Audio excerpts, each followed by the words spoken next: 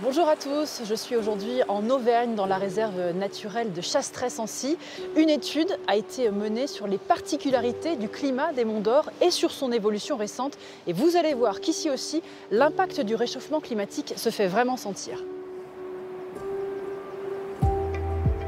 Ce jour-là, les conditions météo sont bien représentatives du climat de ce massif de moyenne montagne.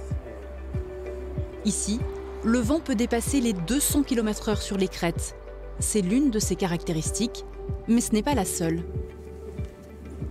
Frédéric Serre a mené des travaux sur les processus climatiques en cours. C'est une montagne qui est bien arrosée. Il tombe plus de 2000 mm, 2100 mm d'eau par an en moyenne, des grosses quantités d'eau qui sont relativement bien réparties toute l'année, même si elles sont plus concentrées en automne et en hiver. Les températures sont relativement fraîches puisqu'on est, comme on le disait, assez haut en altitude. Donc la neige est relativement fréquente. À la ville du Mont d'Or, on a 60 jours de chute de neige par an en général. Donc ici un peu plus évidemment puisqu'on est plus en altitude. Et donc on a du coup un manteau neigeux qui peut se constituer. Quelles ont été les modalités de votre étude sur cette évolution du climat? Comment vous avez travaillé? Sur quelle période ça s'étend? Expliquez-nous ça. Météo France dispose d'un réseau de stations sur l'ensemble du territoire national. Il en existe un certain nombre ici dans le massif du Mont d'Or. Alors on s'appuie sur ces données pour essayer de caractériser les températures, les précipitations, le vent, etc. C'est des relevés qui sont faits fréquemment. Voilà, quotidiennement. Mais globalement, on est sur une période de quoi? De 2 fois 30 ans d'observation? On essaie effectivement de comparer des périodes trentenales. Par exemple, 61-90, 91-2020. Donc là, ça permet d'avoir une tendance assez solide sur l'évolution contemporaine du climat. Alors si on doit observer sur ces évolutions, sur quoi est-ce que c'est notable? Déjà, le premier point, c'est au niveau des températures. Si on compare les deux périodes trentenales, 61-90, 91-2020, on a gagné 1,2 degré au Mont d'Or. Pour imager la vitesse, la rapidité du changement, ce qu'on peut faire, c'est de rapporter la hausse de la température au décalage en altitude, à la remontée en altitude justement de ces températures qu'on pouvait observer hier dans le passé au Mont d'Or. Selon les projections, c'est 300 à 400 mètres d'altitude qu'on va gagner, ou perdre, selon le point de vue dans lequel on se place. Et pour vous donner un exemple, là aussi, alors je vais prendre juste une année, j'ai regardé juste avant de venir, l'année la plus récente, 2023. Pour avoir les températures du Mont d'Or 61-90, il faut monter de 500 mètres. L'autre observation effectivement qu'on fait par rapport à l'évolution du climat, c'est en rapport avec le taux d'enneigement. Ce que l'on observe, c'est que le nombre de jours de chute de neige et le nombre de jours de neige au sol a diminué de 20% entre les deux périodes 61-90 et 91-2020. Alors est-ce qu'il y a un lien entre hausse des températures et niveau d'enneigement? Alors on pense que la hausse de température accélère la fonte du manteau neigeux, c'est vrai. Mais dans les secteurs de moyenne montagne, la principale conséquence, c'est la variation de la limite pluie-neige.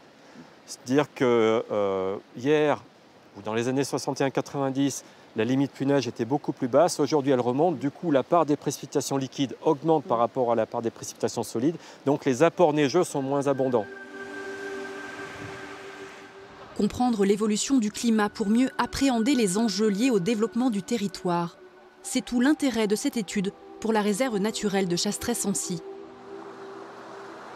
La hausse des températures notamment a une incidence directe sur la faune et la flore locale. C'est une régression en fait annoncée des espèces d'altitude, des espèces de milieu froid, quoi. Donc on a déjà des tendances avec. Par exemple, il y a un oiseau qui s'appelle l'accenteur alpin. Il y avait quelques couples il y a encore 20-30 ans. Et là, on est entre 0 et 1 ou 2 couples. Donc, et c'est probablement lié en fait, au changement climatique et donc à l'augmentation des températures. Et c'est vrai que sur du moyen terme, long terme, on s'attend à plus qu'une régression, une disparition, quoi. Donc c'est à la fois des oiseaux, c'est aussi des insectes. Comme des papillons, l'Apollon arverne, le moire illustré, qui est un petit papillon qu'on trouve uniquement sur les crêtes. Et puis il y a surtout aussi toutes les plantes.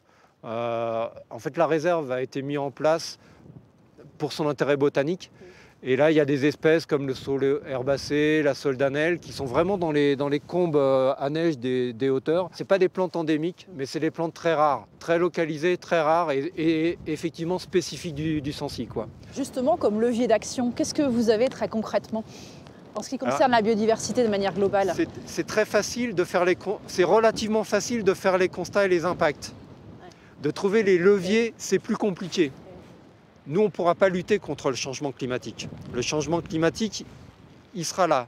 Donc il va y avoir des impacts sur les milieux naturels.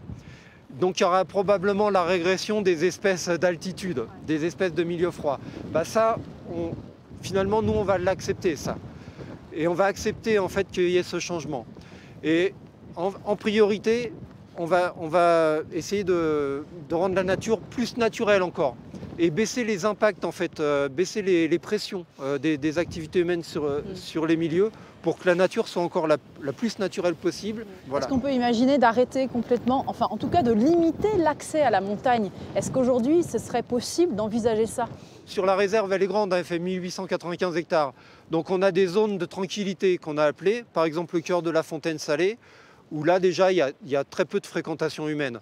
Donc c'est déjà une zone qui fait environ 200-250 hectares. Donc sur la réserve, en fait, on a fait des gestions différenciées où certaines zones déjà sont très, très tranquilles, quoi. Mais de là à interdire l'ensemble de la montagne, c'est un peu compliqué, on n'est pas mûr pour ça. Les projections climatiques prévoient la poursuite de ces évolutions à moyen terme d'ici 2050. Les choix politiques et sociétaux pour en limiter les effets sont cruciaux. Le territoire du Sancy, comme celui de tous les massifs de la région, doit s'adapter.